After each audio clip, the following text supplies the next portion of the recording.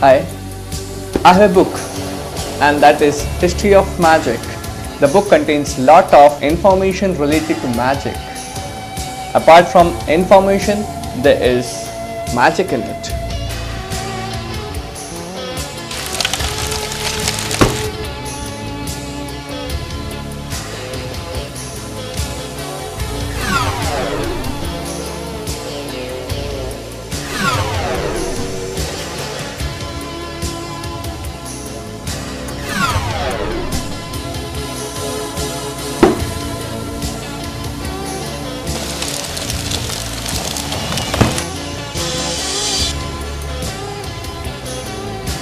You can produce a jacket, a coat, a scarf, magician, apron, or maybe a backdrop.